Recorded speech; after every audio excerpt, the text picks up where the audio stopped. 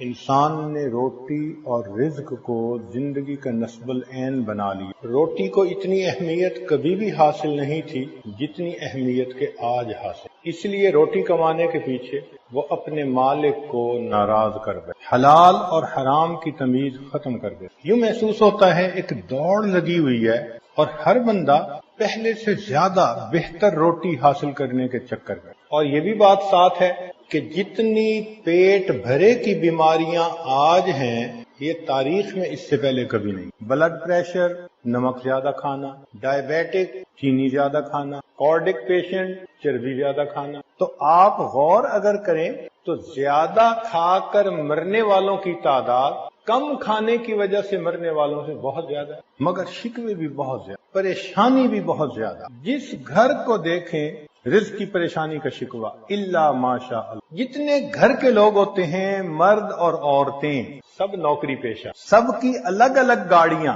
اور پھر شکوے۔ ہمیں یاد پڑتا ہے کہ بچپن میں فقیر کو دیکھا کرتے تھے تو وہ روٹی کا سوال کرتا، آٹا دے دو، روٹی دے دو، روٹی کا سوال کرتا۔ پھر ایک وقت آیا کہ جب فقیر روٹی پر مطمئن نہیں ہوتا تھا، اس کو 5 روپے چاہیے تھے سگریٹ پینے کے لیے، اور آج وہ وقت ہے کہ فقیر 5 روپے نہیں 50 روپے کا سوال کرتا ہے، کیونکہ اس کو اپنے سیل فون کے اندر ایزی لوڈ ڈلوانا ہوتا، اسے اپنے لوڈ ون کو میسج کرنا ہوتا۔ آج کے سائل کا یہ حال ہے، اور رزق کے شکوے بھی اتنے زیادہ۔ حالت یہ ہو چکی کہ جو عورت آج کے دور میں خوبصورت ہے اسے خوش نصیب سمجھا جاتا ہے، عمل کی رتی نہ ہو، پرلے درجے کی خدا کی نافرمان ہو، لیکن فقط خوبصورتی پر عورت کو خوش نصیب سمجھتے، اور مرد کے پاس اگر دولت ہو تو اس کو خوش نصیب سمجھتے، نہ شکل ہو نہ عقل ہو بڑا خوش نصیب۔ بے وقوفی کی بات بھی کرے گا تو اس کو بھولا بادشاہ کہیں، میاں صاحب بڑے بھولے ہیں۔ عزت کا معیار بدل گیا، جس کے پاس مال زیادہ وہ معزز بن گیا، نہ نیکی کو دیکھا، نہ تقوی کو دیکھا، نہ خدا خوفی کو دیکھا، معیار بدل دی۔ تو چونکہ آج کا یہ مسئلہ بہت بڑا ہے، اکثر آنے والے پوچھتے ہیں جی لگتا ہے کسی نے کچھ کر دیا، رزق باندھ، لوگوں کو کیوں چھوٹا خدا بناتے ہو؟ اگر اللہ رب العزت رزق دینا چاہیں ساری دنیا کے انسان جمع ہو کر اس کو بند نہیں کر سکتے، اور اللہ تعالیٰ رزق نہ دینا چاہیں ساری دنیا کے انسان مل کر رزق دے نہیں سکتے۔ جب رزق کا پروردگار نے ذمہ لے لیا پھر اتنی فرسٹریشن کس بات کی؟ مومن کسی اور نظر سے دیکھتا ہے، اس کو تو یہ دیکھنا ہے کہ مجھے رزق کے لیے ہاتھ ہلانے ہیں، حرکت کرنی ہے، اور اس حرکت میں میرے مولا نے برکت دینی، جو میرا حصہ ہے وہ مجھے ملے گا۔ شریعت کی خوبصورتی دیکھیے، نبی علیہ الصلوۃ والسلام کو ایک صحابی ملے، مصافحہ کیا، آپ صلی اللہ علیہ وسلم نے دیکھا کہ اس کی ہتھیلیوں کے اوپر گٹے پڑے ہوئے ہیں، بہت سخت ہتھیلیاں ہیں، تو آپ صلی اللہ علیہ وسلم نے پوچھا کہ تمہارے ہاتھ اتنے سخت کیوں ہیں؟ اے اللہ کے حبیب صلی اللہ علیہ وسلم، میں مزدور ہوں، پتھر توڑتا ہوں، وہی میرا ذریعہ معاش ہے۔ تو نبی علیہ السلام نے مسکرا کر دیکھا اور فرمایا الکاسب حبیب اللہ، جو ہاتھ سے محنت مزدوری کرتا ہے وہ اللہ کا دوست ہوتا ہے۔ یہ کتنی خوبصورت شریعت ہے کہ اپنی ضروریات کے لیے، اہل خانہ کی ضروریات کے لیے انسان اگر قدم اٹھاتا ہے اس کو عبادت کا درجہ دے۔ فرمایا کہ یہ شخص اللہ کا دوست ہے، القاسب حبیب اللہ۔ چنانچہ دین اسلام نے اعتدال کا سبق دیا، فرمایا دیکھو 2 ایکسٹریمز ہوتی ہیں، ایک تو یہ کہ انسان اتنا عبادت میں لگ جائے کہ دنیا کو خیر باد کہہ دے، فرمایا یہ رہبانیت ہے اور منع ہے، لا رہبانیت فی الاسلام۔ اور دوسرا، انسان اتنا دنیا کے پیچھے لگ جائے کہ روٹی، کپڑا اور مکان اس کو زندگی کا مقصد ہی بنا لے، فرمایا یہ اباہیت ہے اور یہ بھی منع ہے۔ اعتدال کا راستہ اپناؤ، ضروریات پوری کرنے کے لیے کام کاج کرو۔ چنانچہ شقیق بلخی رحمت اللہ علیہ اپنی روزی کے لیے کسی دوسرے شہر کا سفر کرنا چاہتے ہیں، اپنے دوست احباب سے مل کر وہ چلے گئے، کچھ دنوں بعد واپس اپنے شہر میں۔ ابراہیم ادم رحمت اللہ علیہ نے پوچھا شقیق کیا ہوا؟ کہنے لگے میں راستے میں تھا، ایک معذور چڑیا کو دیکھا، زخمی چڑیا کو جو اڑ نہیں سکتی تھی، ایک صحت مند چڑیا اس کے پاس آئی اور اس کے منہ میں دانا تھا، اس نے آ کے اس کے آگے ڈالا اور معذور چڑیا نے کھا لیا۔ تو میں نے دل میں سوچا کہ جو پروردگار معذور چڑیا کو رزق دے سکتا ہے وہ مجھے بھی دے گا، تو میں وہاں سے واپس آ گیا۔ ابراہیم ادم رحمت اللہ علیہ نے فرمایا کہ دیکھو، معذور کا وتیرہ نہ اپناؤ، طاقتور بن کر محنت کرو، کماؤ، خود بھی کھاؤ، اللہ کے بندوں کو بھی کھلاؤ۔ تو شریعت یہ بھی نہیں کہتی کہ معذور بن کے بیٹھے رہو، پڑے رہو، جوان العمر انسان ہو اور دن کے 2 بجے تک اس کی نیند ہی پوری نہ ہوتی ہو۔ شریعت نے کہا فریضۃ بعد الفرائض، حلال رزق کو کمانا یہ بھی فریضہ ہے۔ ساتھ یہ بھی کہہ دیا کہ اتنا بھی نہ اس میں لگ جانا کہ نمازیں ہی قضا کر بیٹھو، تم کہو مجھے نماز کی فرصت ہی نہیں۔ تو یہ دین اسلام کی خوبصورتی ہے، اعتدال کا راستہ دیا۔ یہ ذہن میں رکھیے گا کہ پیٹ کا مسئلہ زندگی تک کا ہی نہیں، قبر کے بعد کا بھی ہے۔ پیٹ کا مسئلہ زندگی تک محدود نہیں، زندگی کے بعد بھی پیٹ کا مسئلہ ہوگا۔ اگر نافرمانی کر کے دنیا میں رہے، جو بندہ جہنم میں پہنچا تو وہاں کیا کھانے کو ملے گا؟ زقوم۔ کیا پینے کو ملے گا؟ غسلین۔ تو کھانے پینے کی ضرورت تو وہاں بھی۔ تو دنیا کی مختصر زندگی کو نافرمانی میں گزار کر اپنے لیے آخرت کے عذاب کو واجب کر لینا، یہ کہاں کی عقل مندی؟ تو رزق کے معاملے میں انسان حرام اور حلال کا خیال رکھے۔ پیٹ تو انسان کا اتنا چھوٹا 2 روٹی سے بھر جاتا ہے، یا تو پیٹ اتنا بڑا ہوتا کہ کھاتے کھاتے بھرتا ہی نہ، اور پھر فکر مند ہوتا تو چلو اور بات تھی کہ برتن بہت بڑا، جتنا بھی کھانا سامنے رکھ دو 2 روٹی سے زیادہ کھا نہیں پاتا، زیادہ کھائے گا تو اگلے دن ڈاکٹر کے پاس جائے گا۔ جانوروں کے پیٹ تو بہت بڑے، ہاتھی کو دیکھو ٹنوں کے حساب سے سبزہ کھاتا ہے، ہپو دریائی گھوڑا اس کو کبھی دیکھو تو اکثر مجھے تو یوں محسوس ہوتا ہے کہ یہ سارا پیٹ ہے جس کو اللہ نے ٹانگیں لگا دی ہیں، جب دیکھو کھاتا نظر آئے گا۔ بلو ویل ایک مچھلی ہے، اس کا وزن ہر دن میں 200 پاؤنڈ سے زیادہ بڑھتا ہے، بندے کا تو وزن ہی 200 پاؤنڈ نہیں ہوتا۔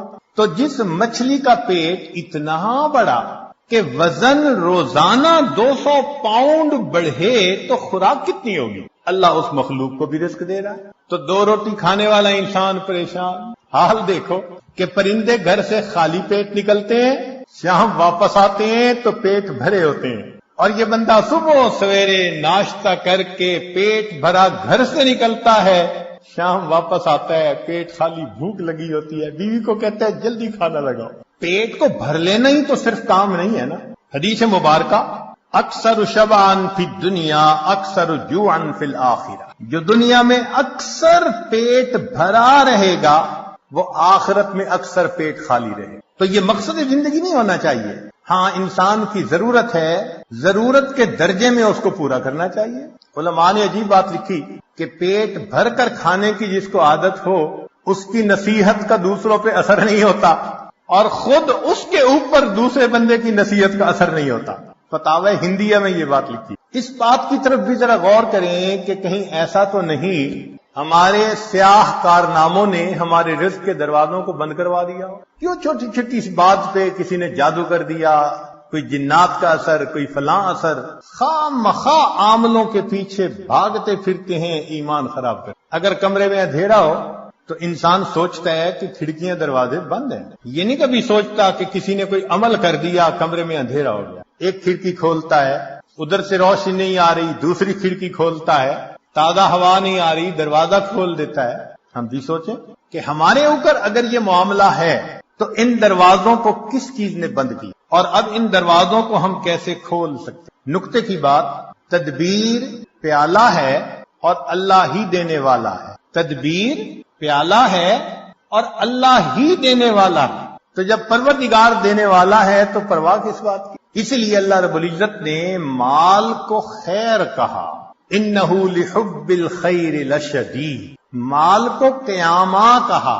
قرآن مجید میں 2 چیزوں کو قیامہ فرمایا، ایک بیت اللہ کو، جعل اللہ الکعبۃ البیت الحرام قیاما للناس، اس لیے کہ بیت اللہ انسان کی روحانی زندگی کے قیام کا سبب، اور مال کو قیامہ کہا، وَلَا تُؤْتُوا السُّفَهَاءَ أَمْوَالَكُمُ الَّتِي جَعَلَ اللَّهُ لَكُمْ قِيَامًا، یہ انسان کی جسمانی زندگی کے قیام کا سبب۔ اور آج کے دور میں مال انسان کے ایمان کے لیے ڈھال ہے، آج کے دور میں مال انسان کے ایمان کے لیے ڈھال ہے، ورنہ جس کے پاس مال نہیں وہ تو لوگوں کی جیب کا رومال ہے، جیب کا رومال ناک صاف کی پھینک دیا۔ غریب آدمی کا آج یہی ہے، لوگ مطلب نکالتے ہیں ایک طرف، حیثیت ہی نہیں معاشرے میں۔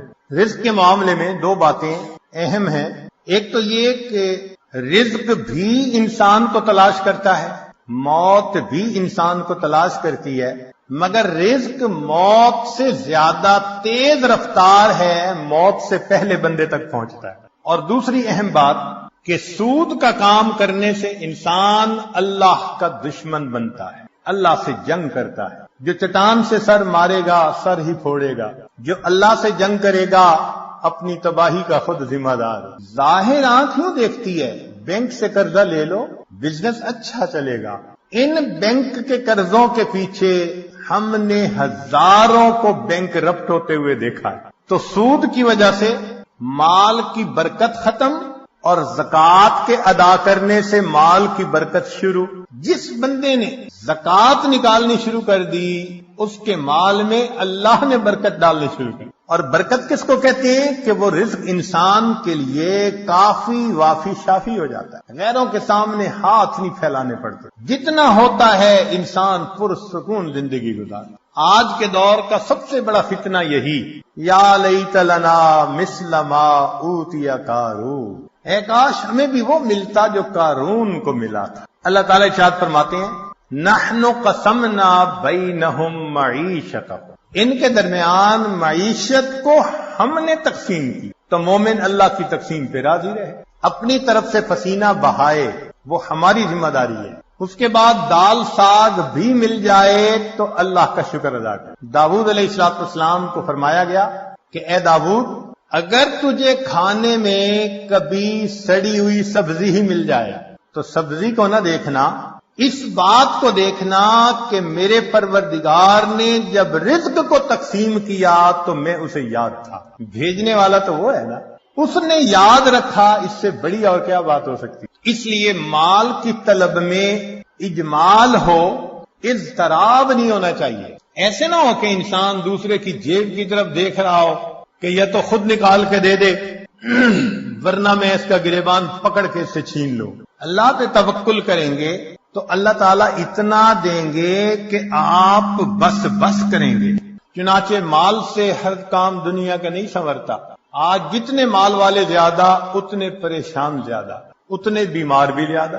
مال سے انسان اینک تو خرید سکتا ہے، بینائی تو نہیں خرید سکتا۔ مال سے انسان اچھی غذا تو خرید سکتا ہے، اچھی صحت کو تو نہیں خرید سکتا۔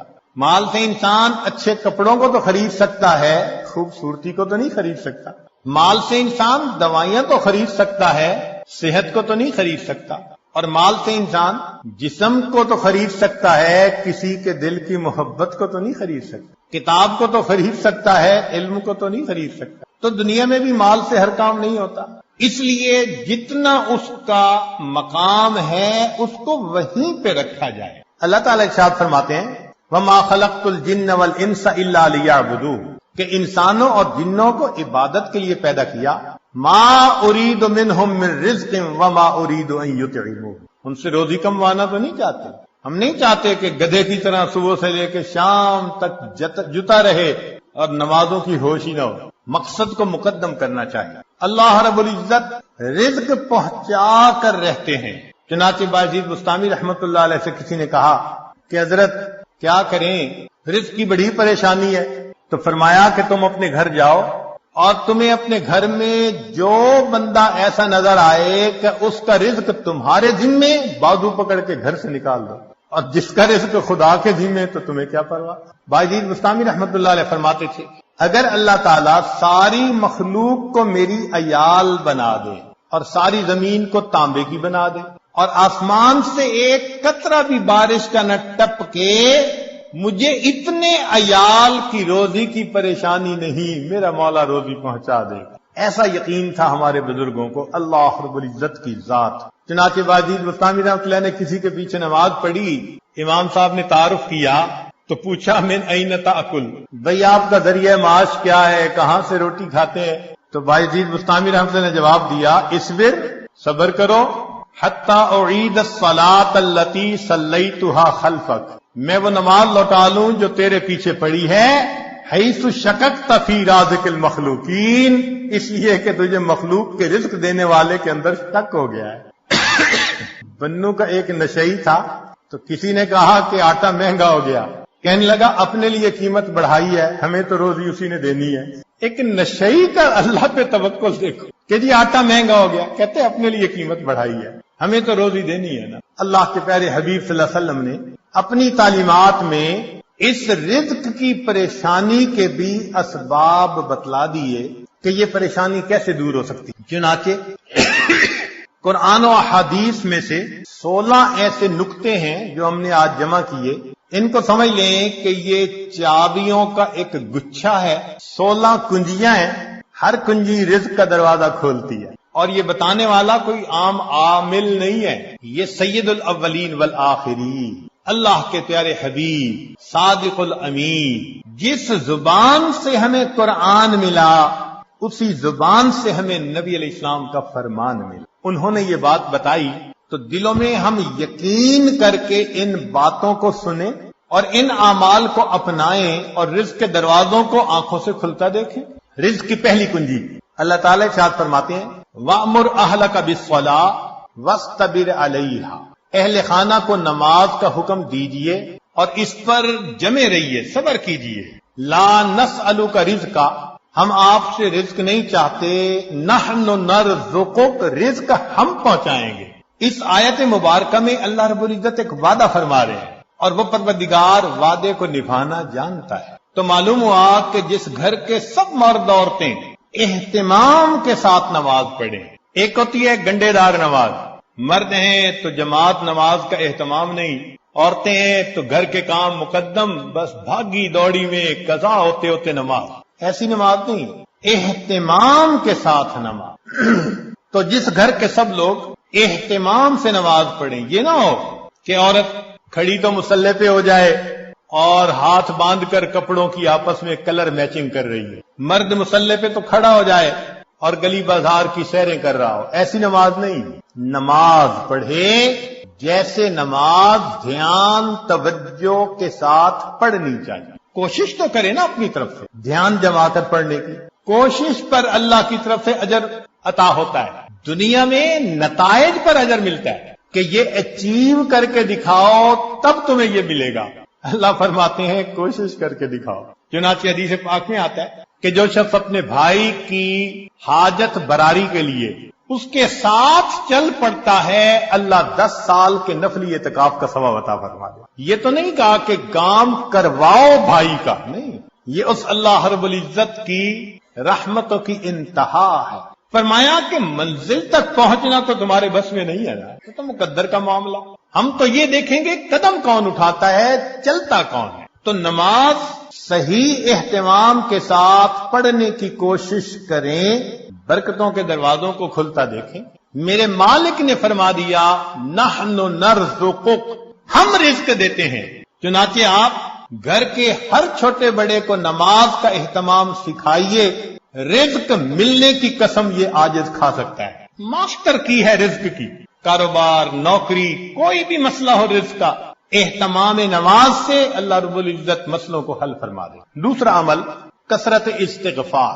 قرآن مجید میں ارشاد فرمایا فَقُلْتُ اسْتَغْفِرُوا رَبَّكُمْ إِنَّهُ كَانَ غَفَّارًا يُرْسِلِ السَّمَاءَ عَلَيْكُمْ مِدْرَارًا وَيُمْدِدْكُمْ بِأَمْوَالٍ۔ تو کثرت ذکر سے اللہ فرماتے ہیں میں مال کے ذریعے سے تمہاری مدد کروں گا۔ ایک اور حدیث پاک میں ہے من اکثر من الاستغفار جعل اللہ له من كل هم فرجا ومن كل ضيق مخرجا ورزقه من حيث لا يحتسب۔ امام قرطبی رحمۃ اللہ علیہ فرماتے ہیں گناہوں کی معافی مانگنے سے بارش ملتی ہے، اللہ رب العزت قوموں کے رزق کو وسیع فرما دیتے ہیں۔ تیسرا عمل انفاق فی سبیل اللہ، اللہ کے راستے میں نیک کاموں میں خرچ کرنا۔ چنانچہ اللہ رب العزت ارشاد فرماتے ہیں وما انفقتم من شیء فهو یخلفہ، تم اللہ کی راہ میں جو خرچ کرو گے اس کا بدلہ مل کر رہے، ریٹرن مل کر رہتا ہے۔ یہ نہیں ہو سکتا کہ اللہ کے راستے میں خرچ کرو اور ملے نہ اس کے بدلے۔ یہ جو انفاق ہے یہ لفظ بنا نفق سے، نفق کہتے ہیں سرنگ کو، اور سرنگ میں انسان ایک طرف سے داخل ہو کر نکلتا ہے، پھر دوسرا داخل ہو سکتا ہے۔ تو فرمایا کہ تمہارے پاس جو پہلا رزق ہے اس کو نکالو گے تو دوسرا آئے گا نا۔ وَمَا تُنْفِقُوا مِنْ خَيْرٍ يُوَفَّ إِلَيْكُمْ، فرمایا انفق ينفق علیک، تم خرچ کرو اللہ تم پر خرچ کرے گا۔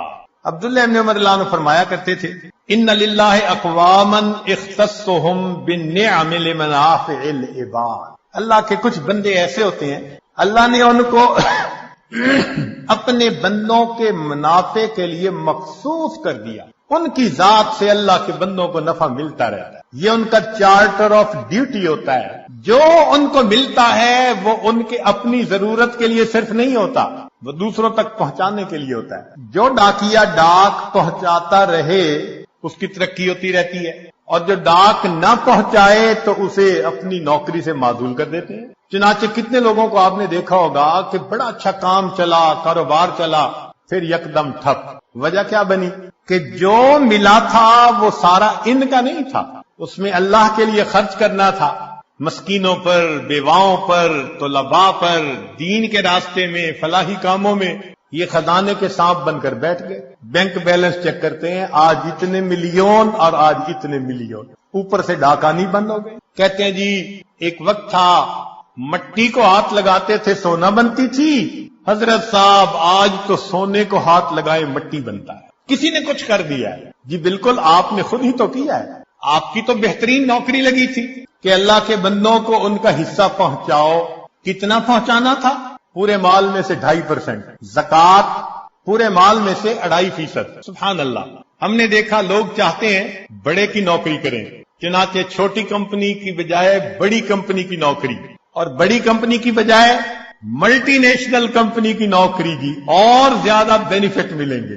تو کیا اچھا کہ ہم سب سے بڑے کی نوکری کریں۔ سب سے بڑے کی نوکری یہ کہ جو اللہ نے مال دیا گن گن کر اس کی زکوٰۃ کو نکالیں۔ اللہ وہ پروردگار ہے جو 2.5% مال غریبوں تک پہنچانے کے بدلے امیروں کو 97.5% تنخواہ عطا۔ اتنا بڑا کوئی پے کرنے والا مالک دیکھا جو 97.5% تنخواہ پے کرے، یہ تمہاری تنخواہ ہے، اور ڈیوٹی اتنی ہے کہ 2.5% تم میرے جو محتاج بندے ہیں، ضرورت مندے ہیں، یہ تنخواہ ان تک پہنچا۔ اب جو 2.5% کو بھی لے کے بیٹھ جائے تو پھر اس کی بجائے اللہ تعالیٰ رزق کسی اور کے ذریعے سے پہنچا دیں گے۔ رابعہ بصریہ کے پاس مہمان آ گئے، اتنی دیر میں دروازہ کھٹکھٹایا گیا، خادمہ نے کہا جی کہ کوئی بندہ کھانا لایا ہے۔ فرمان لگی گنو کتنی روٹیاں؟ اس نے کہا 9۔ کہنے لگی یہ میرا حصہ نہیں، کسی اور کا ہے، اسے کہو جاؤ۔ دوبارہ دروازہ کھٹکھٹایا، کوئی بندہ کھانا لایا ہے، روٹیاں گنو۔ اس نے کہا جی 9۔ بھئی میرا حصہ نہیں کہہ دیا، اس کو جو جاؤ کسی اور کا ہے۔ پھر تھوڑی دیر بعد تیسری مرتبہ دروازہ کھٹکھٹا، خادمہ نے کہا جی کہ پھر کوئی بندہ روٹی لایا ہے، کتنی؟ 9۔ اس نے کہا میرا حصہ نہیں، جاؤ اس کو کہہ دو چلا جائے۔ اس نے کہا کیوں نہیں لے رہی، مہمان بھی تو ہیں۔ اس نے کہا دیکھو میرے پاس آج صبح 1 روٹی تھی، سائل آیا تھا، میں نے اللہ کی رضا کے لیے 1 روٹی دے دی، میرے اللہ کا وعدہ ہے من جاء بالحسنۃ فلہ 10 امثالہ، 10 گنا ملے گا۔ 9 روٹیاں میری نہیں ہو سکتی۔ خادمہ نے ہاتھ جوڑ دیے، مجھے بھی بھوک لگی ہوئی تھی، 1 روٹی میں خود رکھ رہی تھی، یہ 10 ہی ہیں۔ ایسا کامل یقین اللہ کے وعدوں پر۔ حبیب اجمی رحمت اللہ علیہ، بیوی نے آٹا گوندا، پھر تنور جلانے کے لیے لکڑیاں کاٹنے گئی، پیچھے سے سائل آ گیا۔ اس نے کہا بڑا محتاج ہوں، اللہ کے لیے کچھ دے دو۔ اللہ والوں کی عادت ہوتی ہے جب کوئی اللہ کے لیے کہتا ہے تو پھر وہ کھول دیتے ہیں اپنے دونوں ہاتھوں کو۔ انہوں نے وہی آٹا اٹھا کے دے دیا۔ اب بیوی لکڑیاں لے کے آئی، اس نے کہا آٹا؟ کہنے لگے میں نے روٹیاں پکنے کے لیے بھیجا ہے، میں نے روٹیاں پکنے کے لیے بھیجا ہے۔ ابھی ان کی بیوی نے چولہے میں آگ پوری نہیں جلائی تھی کہ اتنے میں دروازہ کھٹکھٹایا۔ بیوی نے پوچھا کون؟ کہنے والے نے روٹیاں بھی دے دی، سالن بھی دے دی۔ تو بیوی نے آ کر کہا کہ تم نے جہاں روٹیاں پکنے بھیجی تھی، پکانے والے نے سالن بھی ساتھ بھیج دیا ہے۔ اللہ کے راستے میں خرچ کرنے کی ایک حلاوت ہے، وہ حلاوت جس کو مل جائے اس کو پھر فکر نہیں ہوتی، سب غموں سے آزاد۔ رزق کی کشائش کے لیے اگلا نسخہ دین کی خاطر ہجرت کرنا۔ اللہ رب العزت فرماتے ہیں وَمَن يُهَاجِرْ فِي سَبِيلِ اللَّهِ يَجِدْ فِي الْأَرْضِ مُرَاغَمًا كَثِيرًا وَسَعَةً، جو اللہ کے راستے میں ہجرت کرے اسے جائے پناہ بھی ملے گی، رزق میں وسعت بھی ملے گی۔ رزق بڑھانے کی اگلی کنجی تقوی کا اختیار کرنا۔ ارشاد باری تعالیٰ ہے وَلَوْ أَنَّ أَهْلَ الْقُرَىٰ آمَنُوا وَاتَّقَوْا لَفَتَحْنَا عَلَيْهِمْ بَرَكَاتٍ مِّنَ السَّمَاءِ وَالْأَرْضِ، اگر یہ بستی دیسوں والے ایمان لاتے، تقوی کو اختیار کرتے، ہم آسمان اور زمین سے برکتوں کے دروازے ان پر کھول دیتے۔ ایک جگہ فرمایا لَأَكَلُوا مِن فَوْقِهِمْ وَمِن تَحْتِ أَرْجُلِهِمْ، ہم ان کو وہ نعمتیں کھلاتے جو اوپر آسمان سے اتارتے ہیں اور وہ نعمتیں کھلاتے جو نیچے زمین سے نکالتے ہیں۔ فرمایا وَمَن يَتَّقِ اللَّهَ يَجْعَل لَّهُ مَخْرَجًا وَيَرْزُقْهُ مِنْ حَيْثُ لَا يَحْتَسِبُ، اللہ تعالیٰ ایسی طرف سے رزق دیتا ہے کہ جس کا وہم و گمان ہی نہیں ہو۔ نبی علیہ السلام نے فرمایا علیک بتقوی اللہ فإنہا جماع کل خیر، تقوی اختیار کرو یہ تمام خوبیوں کی جامع ہے۔ سفیان ثوری رحمۃ اللہ علیہ عجیب بات فرماتے تھے اتق اللہ فما رأیت تقیا محتاجا، میں نے آج تک کسی متقی بندے کو محتاج نہیں دیکھا کہ در در کے دھکے کھاتا پھرے، لوگوں کے سامنے ہاتھ پھیلاتا تھا۔ آپ بتائیے، آپ نے بھی بڑی دنیا دیکھی، سمجھدار ہیں، عقل مند ہیں، تعلیم یافتہ ہیں، آپ نے اپنی زندگی میں کسی حافظ با عمل یا عالم با عمل کو بھوکا پیاسا ایڑیاں رگڑتے مرتے دیکھا ہے تو بتا دیجیے، ایک مثال پیش نہیں کر سکتے۔ ہم نے اپنی زندگی میں P H D doctor, highest degree qualification کی دنیا میں بھوک پیاس سے ایڑیاں رگڑتے مرتے دیکھا۔ ہم یہ تو بتا سکتے ہیں کہ نیکی تقوی کی لائن میں زیادہ کھا کر مر گئے۔ امام مسلم رحمت اللہ علیہ کا واقعہ، کھجوریں زیادہ کھانے سے موت آ گئی۔ یہ نہیں بتا سکتے کہ جی بھوکا پیاسا، کہتے ہیں نا جی طلباء کہاں سے کھائیں گے؟ بھئی جہاں سے انبیاء کھاتے تھے وہیں سے ان کے جانشین بھی کھائیں گے۔ تو موٹی سی بات ہے کہ رزق اللہ دیتا ہے، تقوی کی وجہ سے اللہ رزق کے دروازے کھول دیتے ہیں۔ پانچویں بات کثرت عبادت۔ حدیث مبارکہ ابن آدم تفرغ لعبادتی املأ صدرک غنن واسد فقرک، اے اولاد آدم تو اپنے آپ کو میری عبادت کے لیے فارغ کر، میں تیرے سینے کو غنا سے بھر دوں گا، تیرے فقر کو بند کر دوں۔ کتنے کھلے اور صاف لفظوں میں لاؤڈ اینڈ کلیئر بتایا جا رہا ہے، عبادت کرو ہم تمہارے فاقے کے راستے بند کریں گے، تمہیں غنا عطا فرما دیں گے۔ اس کی مثال یوں سوچ سمجھیے کہ ہم نے عام گھوڑے کی قیمت کا ایک دفعہ پتہ کیا تو 20 سے 25 ہزار میں گھوڑا مل جاتا ہے، اور ایک ہوتے ہیں دوڑ جیتنے والے گھوڑے، ان کی قیمت لاکھوں میں۔ ہمارے بہت قریبی چودھری صاحب فرمانے لگے جی ہمارے گھوڑے کی قیمت 25 لاکھ روپیہ لگی، ایک گھوڑے کی قیمت۔ تو عام گھوڑے 20,000، بھاگنے جیتنے کے مقابلے کرنے والے 25 لاکھ۔ اب اگر 25 لاکھ والے گھوڑے کے مالک کے پاس کوئی جائے جی میری گدا گاڑی کا کچھ کام ہے، گھوڑا دے دو میں نے گدے گاڑی میں استعمال کرنا ہے، تو وہ ہنس کے کہے گا تمہارا دماغ ٹھکانے ہے، دوڑ کا مقابلہ جیتنے والے گھوڑے کو گدے گاڑی میں باندھو گے۔ جس طرح دنیا دار انسان دوڑ کا مقابلہ جیتنے والے گھوڑے کو گدے گاڑی میں باندھنا پسند نہیں کرتا، اللہ کی قسم اللہ رب العزت دین پہ چلنے والوں کو دنیا کی گدے گاڑی میں باندھنا پسند نہیں کرتا۔ اگلی کنجی کثرت حج اور عمرہ۔ حدیث پاک میں فرمایا وما امعر حاج قط، کہ حاجی کثرت سے حج کرنے والا، عمرہ کرنے والا، وہ کبھی محتاج نہیں ہوتا۔ قیل ومل امعار، پوچھنے والے نے پوچھا جی اس کا کیا معنی ہے؟ فرمایا قال ما افتقرا، جو فقر کا تجھے ڈر ہوتا ہے اللہ اس ڈر کو ختم کر دے۔ حدیث پاک میں ہے النفقۃ فی الحج کالنفقۃ فی سبیل اللہ، الدرہم ب700، ایک درہم کے بدلے میں 700 درہم ملتے ہیں۔ رزق کی ایک اور کنجی صلہ رحمی۔ ابو ہریرہ رضی اللہ عنہ فرماتے ہیں، بخاری شریف کی روایت، من احب ان یزاد فی عمرہ ویزاد فی رزقہ فلیصل رحمہ، جو چاہے کہ میرے عمر زیادہ ہو اور میرا رزق زیادہ ہو، اس کو چاہیے کہ رشتہ داروں کے ساتھ اچھا سلوک رکھے۔ آج اگر رزق کی شکایتیں زیادہ ہیں تو دوسری طرف معاملات بھی دیکھو، بہن سے نہیں بولتے، بھائی سے نہیں بولتے، پھپھو سے لڑائی، چچا سے لڑائی، ان کے گھر کا کھانا نہیں کھاتے، پانی نہیں پیتے، کچھ پڑھ کے نہ پلا دیں۔ شریعت جن رشتے داروں کو جوڑنے کا حکم دیتی ہے وَيَقْطَعُونَ مَا أَمَرَ اللَّهُ بِهِ أَن يُوصَلَ، جب ہم رشتے ناتوں کا خیال نہیں کریں گے تو پھر رزق کے دروازے تو خود بند کریں گے ہم۔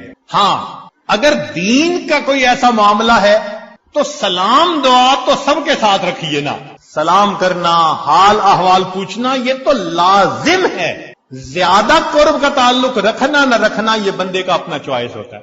ایک اور حدیث میں فرمایا من سرہ ان یمد لہ فی عمرہ، جسے یہ بات اچھی لگے کہ اس کی عمر بڑی ہو، ویوسع لہ فی رزقہ، اس کے رزق کو اللہ کھلا کر دے، وتدفع عنہ میتۃ السوء، اور اللہ اسے بری موت سے بچا لے، فلیتق اللہ ولیصل رحمہ، وہ اللہ سے ڈرے اور صلہ رحمی کرے، اللہ تعالیٰ تینوں انعام عطا فرما دیں۔ آٹھویں بات، کمزوروں سے حسن سلوک۔ اللہ تعالیٰ ارشاد فرماتے ہیں لعلکم ترزقون بضعفائکم، کہ جو تم میں سے کمزور ہوتے ہیں نا ان کی وجہ سے تمہیں رزق ملتا ہے اور تم ان پر خرچ کرتے ہوئے پریشان ہوتے ہو۔ سچی بات تو یہ ہے کہ رب کریم نے ارشاد فرما دیا وَلَوْ يُؤَاخِذُ اللَّهُ النَّاسَ بِمَا كَسَبُوا، اگر اللہ تعالی عملوں کے اوپر پکڑ فرماتا ما ترک علی ظہرہا من دابہ، زمین کے اوپر کوئی جاندار نہ باقی بچے۔ ہمیں جو مل رہا ہے وہ کون سا ہمارے اپنے اعمال کی وجہ سے؟ کیا پتا فقیر کی دعا لگ گئی ہو، کمزور کی دعا لگ گئی ہو، ہم نے کسی کو مورل سپورٹ دی اس کی دعا لگ گئی، کسی کے غم میں اس کا ساتھ دیا اس کی دعا لگ گئی۔ خوبصورتی دیکھیے دین اسلام کی۔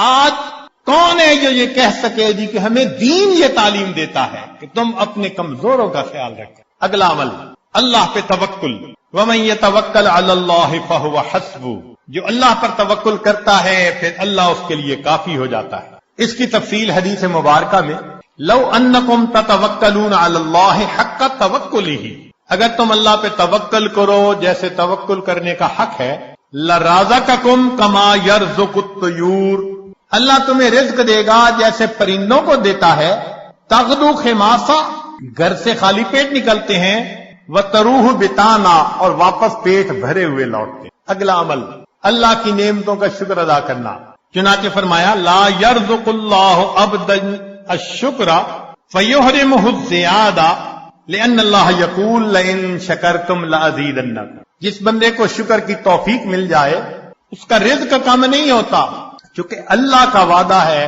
کہ جو شکر ادا کرتا ہے میں اس کے رزق کو، اس کے نعمتوں کو اور زیادہ کر دیتا۔ عمر بن عبدالعزیز رحمۃ اللہ علیہ کا ایک خوبصورت قول ہے قیدوا نعم اللہ بالشکر للہ، اللہ کی نعمتوں کو شکر ادا کر قید کر لو۔ جس نے اللہ کی نعمت کا شکر ادا کیا اس نے نعمت کو قید کر لیا، اس کے پاس ہی رہے گی۔ ابن عطا اسکندری رحمۃ اللہ علیہ، ان کے حکم بہت معروف ہیں۔ ہمارے بزرگ علماء رمضان المبارک میں اس کی مستقل مجالس کیا کرتے تھے۔